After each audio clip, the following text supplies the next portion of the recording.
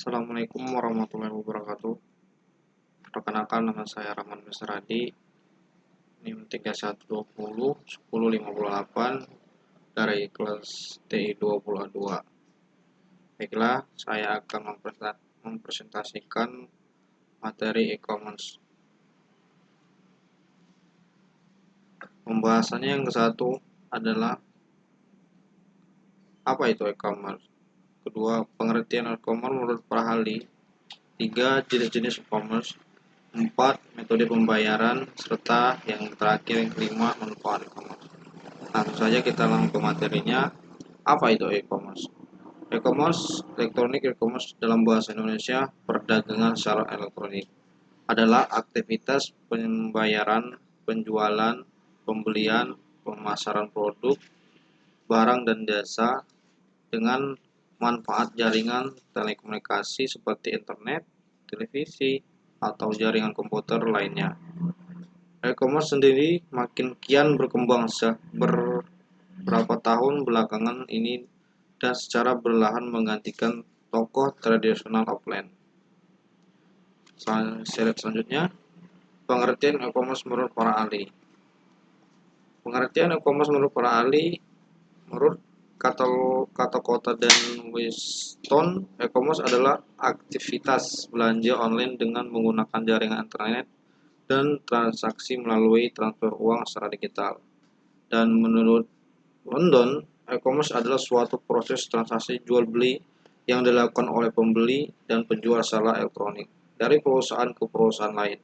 Dalam transaksi tersebut menggunakan komputer sebagai perantaranya. Serta menurut Shirley Cashman, e-commerce merupakan transaksi bisnis yang terjadi dalam jaringan elektronik seperti internet. Yang keempat, terakhir John Wong.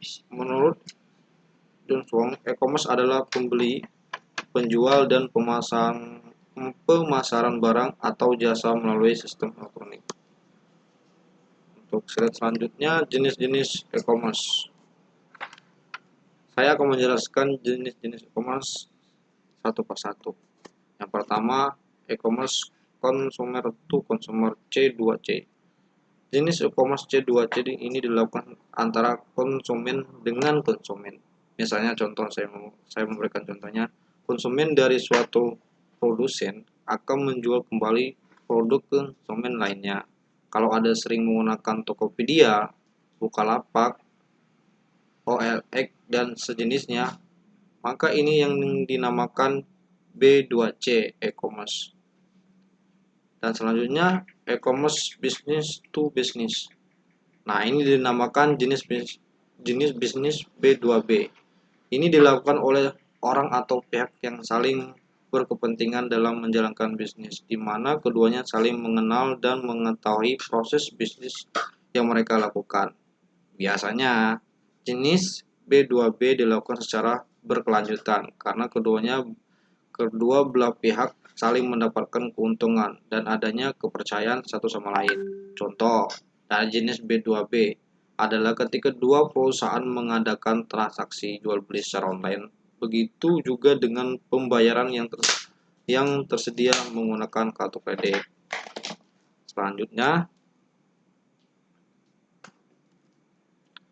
metode pembayaran. Untuk masalah pembayaran, ada beberapa metode yang sering digunakan dalam e-commerce. Ada 3 hal, dan saya akan memperjelas satu persatu. Yang pertama, pembayaran elektronik. Pembayaran elektronik dengan metode ini menggunakan internet banking, kartu kredit, dan juga bisa debit, atau dengan uang digital yang sudah beredar seperti GoFi, Oppo, Link Aja, Dana, dan lainnya. Yang kedua, pembayaran cash on delivery. Change on delivery, transaksi pembayaran dengan metode ini dilakukan secara langsung. Jadi, penjual dan pembeli akan bertemu sesuai dengan kesepakatan.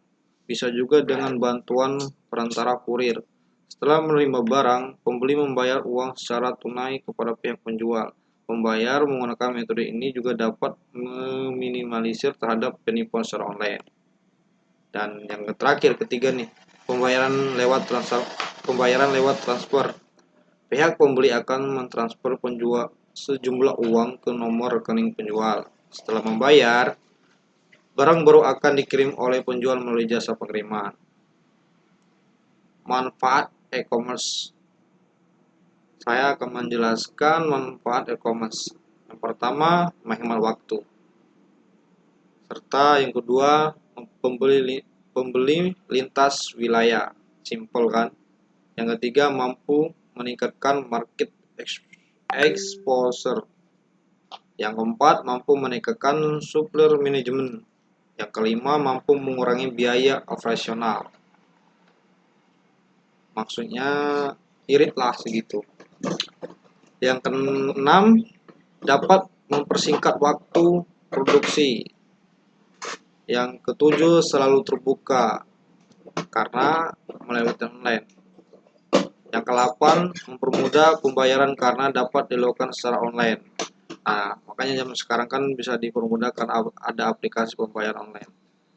Yang ke-10, manajemen persediaan otomatis. Nah, ketika kita mencari barang apa yang kita inginkan, kita langsung buka aja aplikasi dan semuanya ada apa aja, dan langsung kita transfer uang secara bisa lewat OVO, m-banking, dan lain-lainnya. Oke, sekian dan terima kasih presentasi dari saya. Saya Ramlan Mr. Hadi mengucapkan walau muwafiq ila aqwamit thoriq. Wassalamualaikum warahmatullahi wabarakatuh.